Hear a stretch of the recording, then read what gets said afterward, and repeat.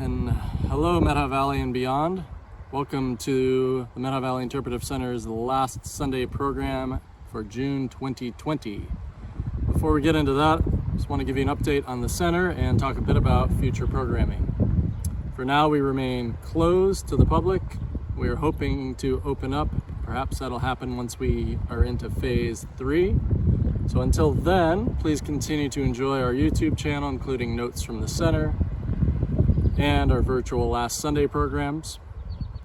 The last Sunday for July is scheduled to be with Dr. Bob Carson, a professor in geology at Whitman College, who will be speaking on the topic of glaciers and climate change.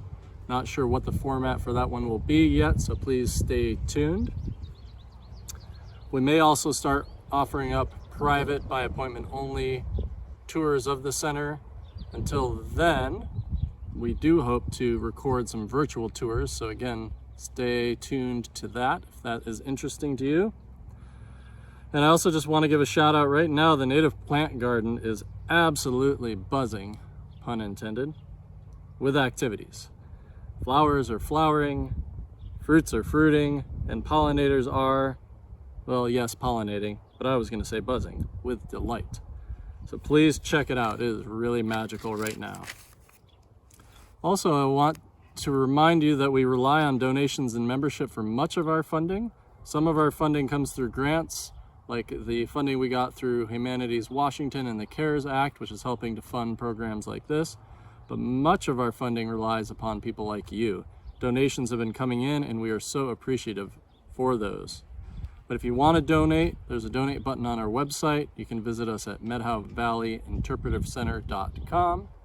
You can also become a member, which is a wonderful way to support us and to stay connected. And members have benefits like accessing our amazing reference library. Without further ado, I want to present our last Sunday program for June, calling this a Methow Native Plant Medley. We have 5 amazing plant lovers and knowledge holders to share with us, each of them to share one of their favorite native plants. Honestly, I cannot believe that we've gotten these 5 folks together in one room at the same time. We'll begin with Rosalee de la Foret, who is a registered herbalist, educator, and best-selling author of the book Alchemy of Herbs and the brand new book Wild Remedies: How to Forage Healing Foods and Craft Your Own Medicine. And here she is to introduce us to one of her favorite healing plants. Hello, fellow plant lovers. I'm here to talk about one of my very favorite herbs, and that is yarrow. Dave Lefevre asked me to talk about a native plant, and a few came to mind, and yarrow especially came to mind. And yarrow is so common, and it grows all throughout North America, as well as obviously here in the Methow Valley, that sometimes it gets confused as being a weed, but it is a native plant, and one that offers us so many gifts. So as an herbalist, I love to talk about the medicinal qualities, but I guess before we get that, let's just talk about what yarrow is. It's a member of the aster family, and it has these aster-like flowers, which are actually a head of composite flowers. And yarrow is really fun to get a botanical loop and look at those flowers individually, because what seems, I don't know, you can just quickly dismiss yarrow as just like, oh, white flower.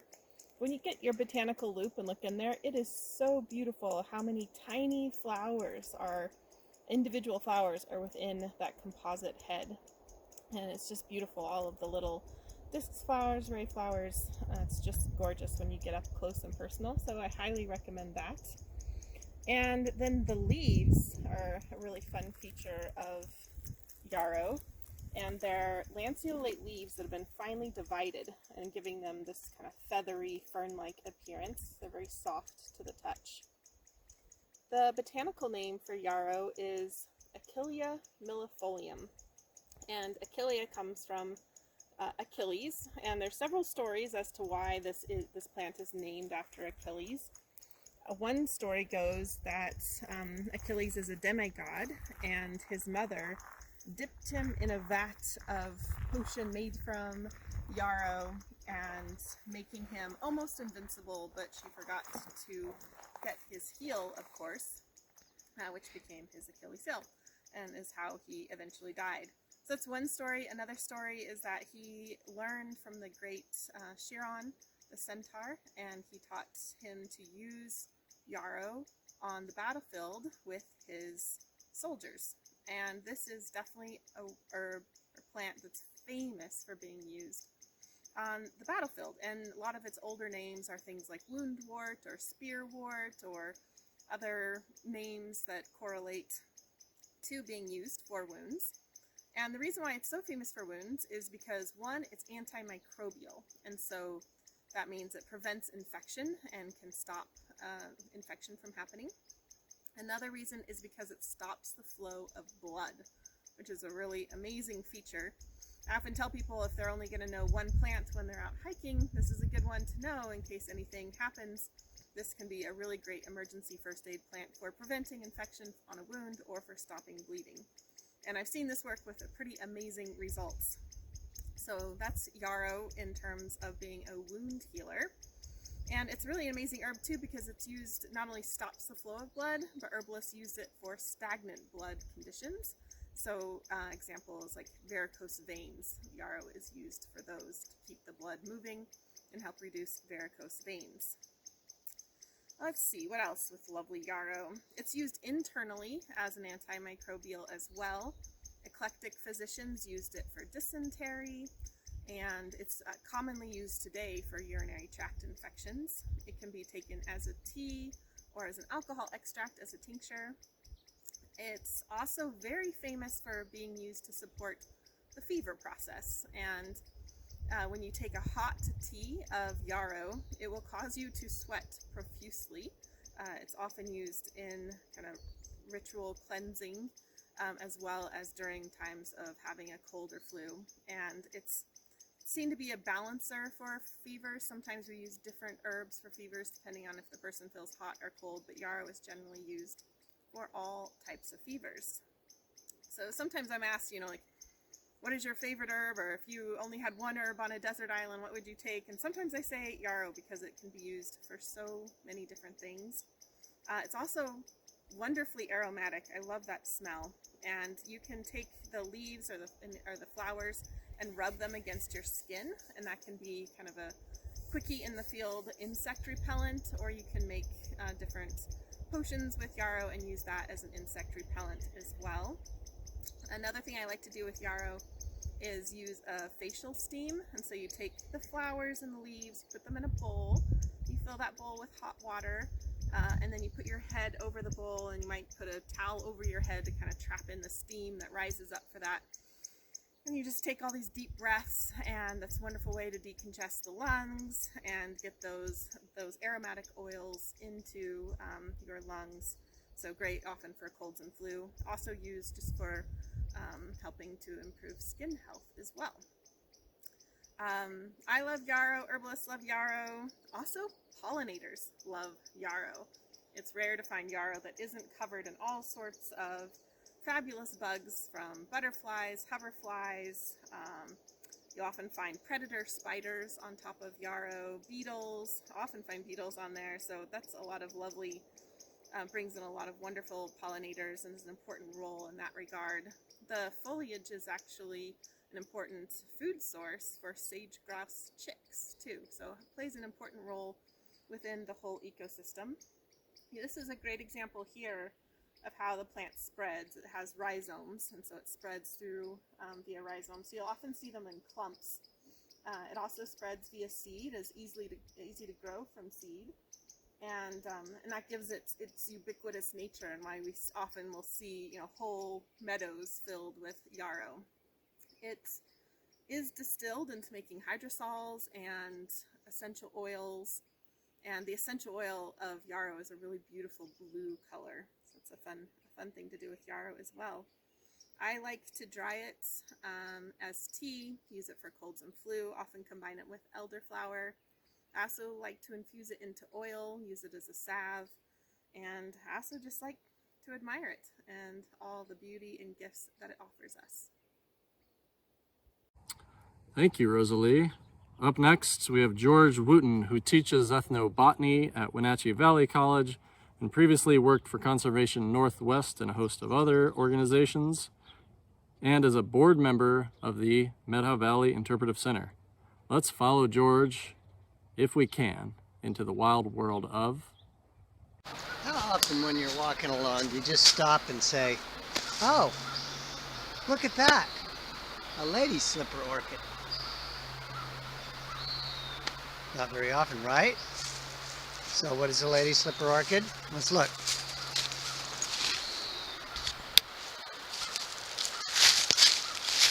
These are lady slipper orchids. These are their leaves, and they grow in moist humus that stays moist all year long.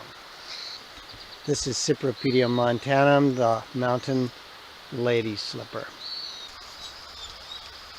It has a yellow heel insert with purple dots on it, and the entire flower is lined inside with purple inseam.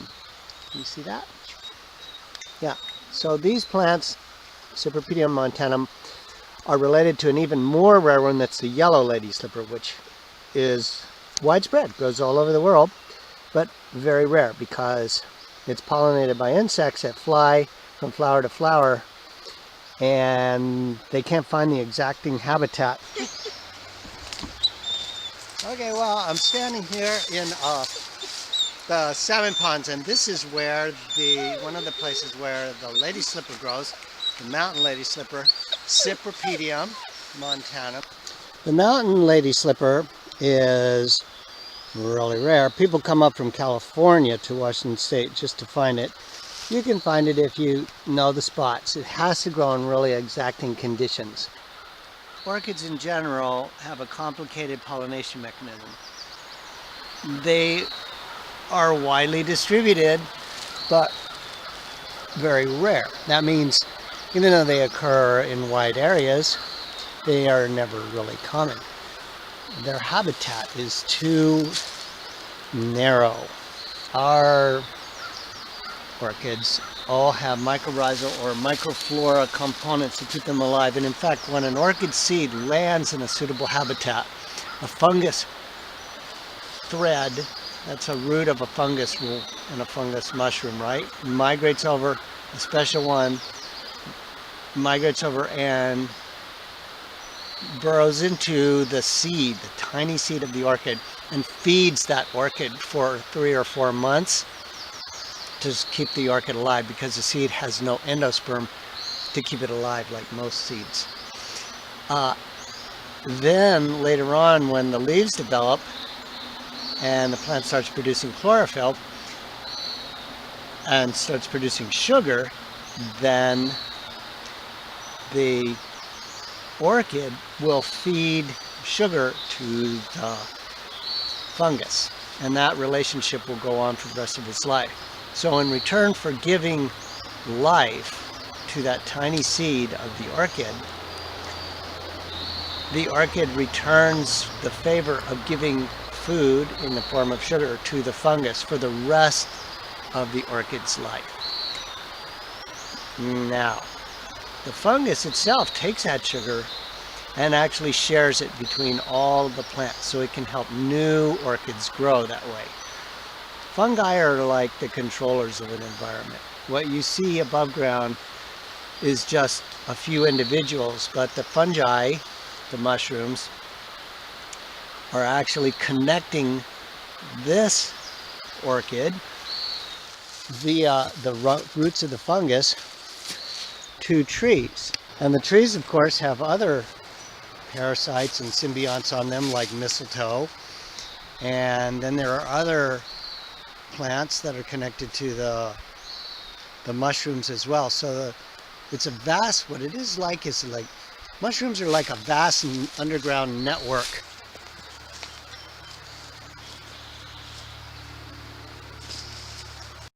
Awesome, George. Let's now take a surprising journey with Anaka Mines as she tries to unravel the mysteries of a strange little plant. Anaka runs Twist River Seed, which grows certified organic vegetable, flower, and herb seeds, and she is the co-founder and former director of Classroom in Bloom and does so much more in our community. Let's enjoy this lesson from Anaka. Hi there, this is Anaka Mines, and I'm out looking for my special plant to speak to you guys about. I found a plant that I had never seen before in the Methow Valley the other day running, and I just looked for it and it took me a very long time to find again. It's a tiny little plant. I don't know much about it, but it's exciting to try to learn about it. There were quite a few of these strange little creatures on the hillside where I found that first one. These ones have begun to make seed. You can see the flowers are dried and the ovaries are swelling. Look how dry this hillside is. It's wet, the soil's wet because it rained, but a lot of the cheatgrass and the Lomatium dissectum is all dried up already. I was surprised to see these little tiny flowers blooming. Okay friends, I've brought the plant home. Here it is, sitting on my botany book, which is The Flora of the Pacific Northwest. Well-used book. I know most of you probably do not have this book at home, and it's not easy to use, and I don't really recommend it for the botanist who just wants to check out a few flowers, but it's kind of fun to check out in this situation. So I found this plant we saw this morning when I was out running, and boy, this camera isn't really adequate for this, but you can see it's got kind of a tube-shaped flower and these cute little pointed calyx. So when I saw this plant, it struck me mostly that it did not have leaves, any green leaves, no chlorophyll. And I happen to know that there is a particular family of plants called the Broom Rape family, which is just like this, and they do look kind of like I said outside when we first found the plant. They look a lot like a little monkey flower with no leaves. And so instead of trying to key out the plant from the beginning, I just went straight to the Broom Rape family in my book and looked at the pictures and the words and got to Foret fasciculata. And that's what I'm going to call this plant. Clustered broom rape. So what I think is really cool about this plant is that it is a parasitic plant. A parasitic plant is a plant that has no leaves, which are what a plant needs to collect the rays of the sun and use it to take the carbon dioxide that extracts from the air and the water that it gathers up from the ground and combine the two into sugar, and that's how it eats. So most plants eat through photosynthesis. Parasitic plants do not have the ability to do photosynthesis because they have no chlorophyll, which is the green stuff that makes photosynthesis happen. And so anytime you see a plant that does not have any green or any green leaves, it's probably a parasite, because you need green in order to make your own food. So you may have seen some other plants on the forest floor. There's pine drops and what we used to call Indian pipe. We might not call it that anymore. But there's a couple of other plants you'll see on the forest floor that don't have any green leaves. So that's kind of something cool about that. So this particular plant, Orobanche broom rape, it is totally dependent on other plants for nutrients. One thing I read is that the broom rape seeds can remain dormant in the soil for many years, and then they're stimulated to germinate by certain compounds produced by living plant roots, probably of the genera that they attach to, which is their parasite host. So broom rape seedlings put out a root-like growth which attaches to the roots of its hosts, and then once attached to the host, then it starts robbing its host of water and nutrients, and then it can begin to grow the rest of its plant and make the flowers, which then make the seeds. Some species of broom rape are totally specific to one host. There's one in Europe called ivy broom rape, which only parasitizes ivy. This one, Orobanche fasciculata, the clustered broom rape, which we found today when I was running here on the Twisp River, is native to Western and Central North America and from Alaska to northern Mexico, so it's very widespread. And it is usually attached to members of the Asteraceae family, such as Artemisia. So that Artemisia is like sagebrush. And let's see, Eriogonum is another one, which is what we call buckwheat. And that is like, gosh, there's Wyeth's buckwheat. There's a bunch of buckwheats, snow buckwheat. There's a bunch of buckwheats that grow in our dry hills, and those are probably some of the plants that it's sucking its nutrients from as a parasite. So anyway, when you're roaming around the hills, make sure that every once in a while you crawl around on your hands and knees and look really closely, because you might find something really fun and special. And I hope you enjoyed this little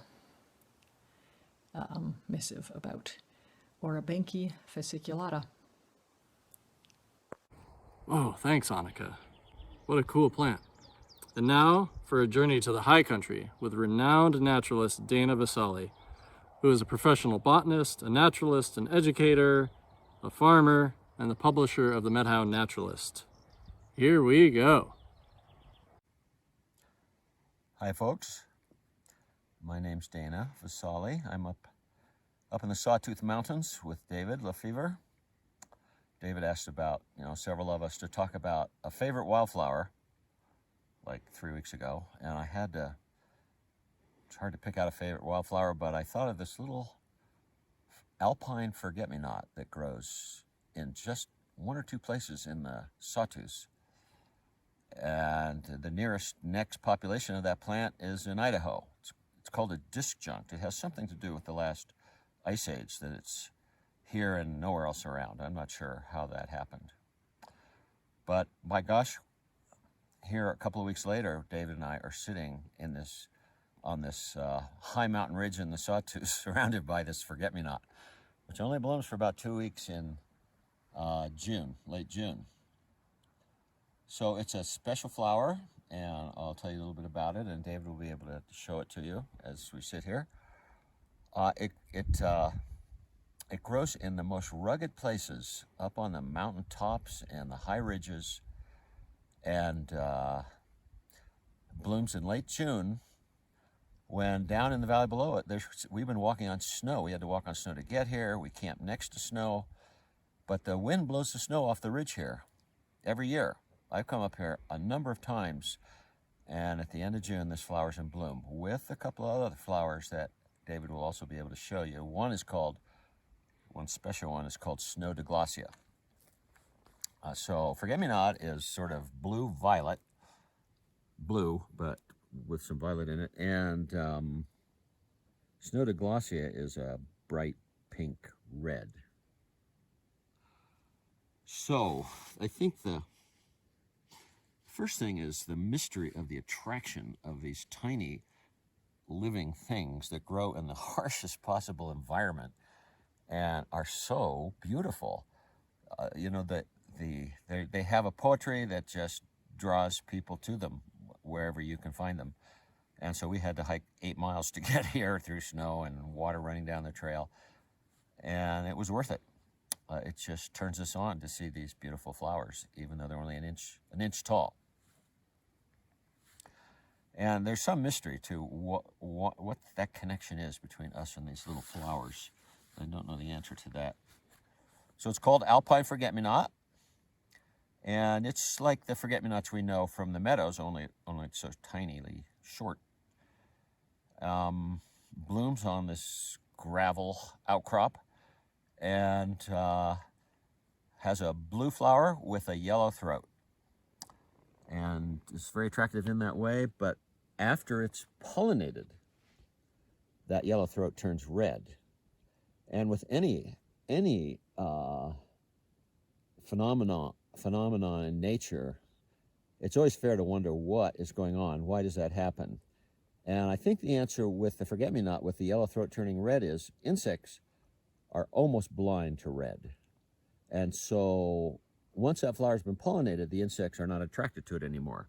They're attracted to the blue and the yellow throat.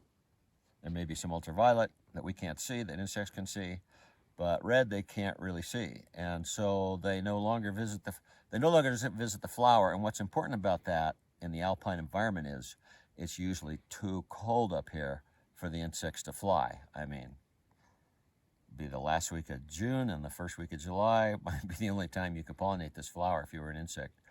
So they don't want the insects to waste their time. So they send a signal to the insect that I've already been pollinated, don't bother.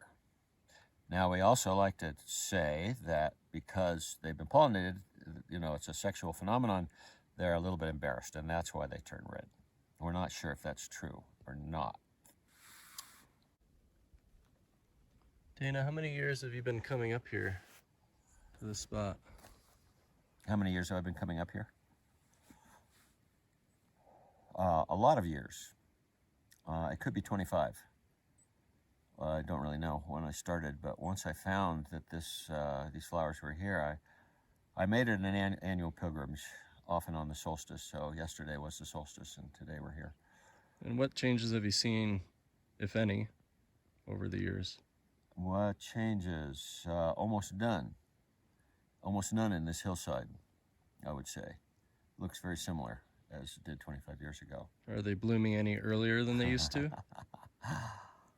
It seems like they're blooming a little earlier, like a week earlier than previously. Not 100% sure of that. So I became so fond of this flower that I decided I would try to grow it. And if you look it up in a How to Grow Wildflower book, it's one of the hardest ones to grow. It's so picky. And you know, it's interesting because this is an unbelievably harsh environment. You'd think if you gave it a nice, gentle environment down at home, it would be happy, but it's not. It's famously difficult to grow. And so I came up in July, quite a while ago, like 8 years ago, and gathered seeds and brought them home and planted them, and you have to stratify them, which means they have to go through whatever they would go through in nature to be prepared for the spring germination. And for me, that meant I put them out on the ground and let the winter snow cover them in freezing temperatures. And then, sure enough, when spring came and the snow melted, some of them germinated. I was able to grow one or two big enough to put in my flower garden, which is a small flower garden, small flowers. And it was out there for the year, and the next year the snow melted and it was greened up. It was a very small little patch. It produced one flower, and then the whole plant died. It was just too much for it. The soil was too good. There was too much water in that garden. It just couldn't take it. It needed this.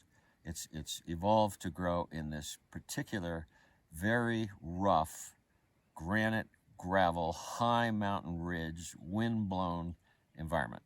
And if you try and move it, it won't grow. So it's a fascinating little plant that many of us are inspired by. Thank you, Dana. You're welcome. That was a long way to go for a short video. Thanks, Dana. And now, last but certainly not least, board member Rob Crandall. Rob is the founder and owner of Methow Natives, a supplier of native plants and seeds, and an important partner in many restoration projects in both the Methow and the Okanagan watersheds. Let's follow Rob into the world of Saskatoon. Good morning, plant lovers. Rob here at Methow Natives Nursery. And today, as part of the Methow Valley Interpretive Center's last Sunday program, I'm going to share with you a little bit about one of my favorite plants in the valley, serviceberries. So come on with me as we explore a signature plant of the Methow. Let's walk over this way. You can see right here, we have a hedgerow planted out on the edge. We got some mock orange growing there. Here's a choke cherry right here. Another mock orange. and then we come to a serviceberry. I planted this plant, I'm gonna guess about 15 years ago, and it's been doing really, really well. Now this serviceberry, they're a plant with many names. Serviceberry, shadberry, juneberry, sarvisberry, saskatoon. In our local Salish language, in Tsilkchin, it's called Sia. Long revered by native Methow peoples, it's considered one of the lifebloods of the valley. A member of the rose family, cousin to chokecherry, bittercherry, and hawthorn, Sia has as many growth forms as names. Some grow short and stubby, some like this are tall and leggy. It grows on steep rocky outcrops and dry grassy slopes, in verdant draws and moist riparian floodplains. Some of the berries are plump and juicy, while others are kind of seedy and dry. Flavors range from intensely sweet to rather bland. Methow people have at least 6 different names to describe the different types and would use them accordingly. Some for fresh eating, some for drying, or mixing with other foods. Saskatoons typically bloom in May in the Methow. The profuse white blooms are easily visible. Next spring, look around as you move through the valley. Notice all the varied locations and patterns where this plant is established. You'll be amazed at the spots that it grows. Up our way, juneberries typically ripen in July. Not only do humans love Sia, it's a cornerstone habitat plant. It is used by a myriad of wildlife species. It's an important source of early season nectar for both native and European bees. Larvae of swallowtail, admiral, and viceroy butterflies feed on the leaves. Robins, grosbeaks, and flickers, and waxwings are just a few of the species that devour its berries. Chipmunks, squirrels, raccoons, coyotes, and black bears all eat the berries. In fact, yesterday, while running along Wolf Creek, I found a huge pile of bear scat, all chock full of serviceberry seed. Sensing opportunity, I scooped up a bunch of that bear scat and brought it back to the nursery to sow later. Kind of a modern day Johnny Serviceberry seed kind of thing. Hey, come over with me and I'll show you what those plants look like after a couple years. So we walk across the nursery over here. We'll end up sowing the seeds, they germinate, we transplant them, and then we grow them out into future habitat plants. And so right here, you can look and see this big block of 2-year-old serviceberry plants. They're putting on a lot of really nice growth and getting ready to get out planted and to find their spot growing somewhere in the valley. So right now, what I'd like to do is actually just encourage everybody to get out this summer and to go out and sample some Saskatoon berries. Take part in a tradition that's been happening in this valley for thousands of years. Go out and get a taste of the Methow. Eat some fresh, dry some of those berries, make a pie or make some jam. But just get out and explore and follow the path of our beautiful plant, the serviceberry. Well, it's been fun exploring plants with you. Look forward to doing it more later. Take care and have a great day. Hey plant lovers, Rob here. Just out for an early morning ramble up Frost Road up the Twist River. And this morning I thought what we'd do is explore a little bit of the ecology of serviceberry.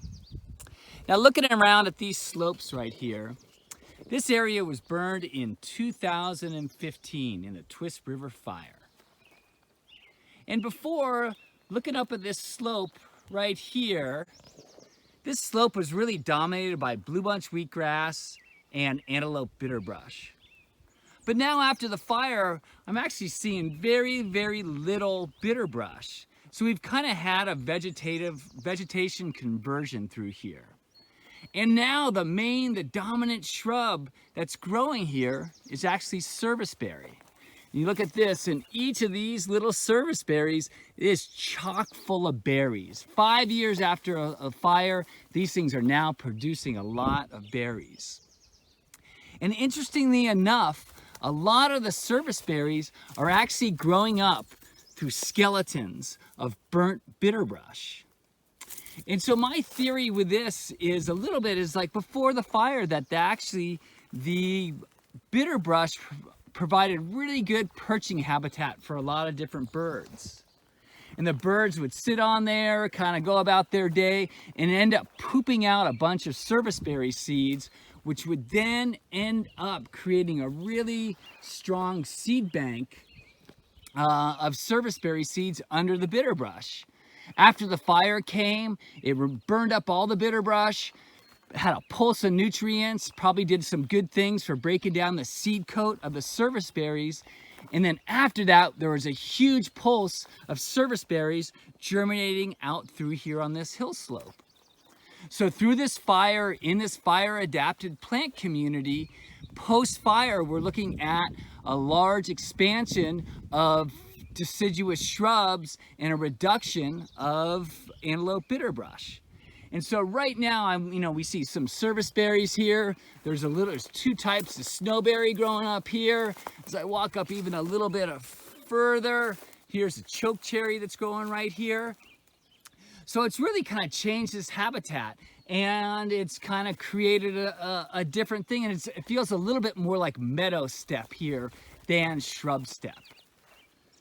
So for me, that's just been a fascinating observation, and one way that I can keep looking and getting more connected to the place where I live. So I encourage everybody to head on out there during July, when you're out there picking up your serviceberry harvest, getting ready to make jam, to dry them, make pemmican, whatever you're gonna do with them. But think about the ecology. Why are some of these serviceberries growing in one place and not another place? Look deep into it and see if you can figure out just a little bit of the story of one of our great Methow Valley plants, serviceberry. Wow, a big thanks to Rosalee, George, Anaka, Dana, and Rob. What an amazing journey into the world of native plants. And there is so much more to learn and so much more to explore in our small corner of this amazing world.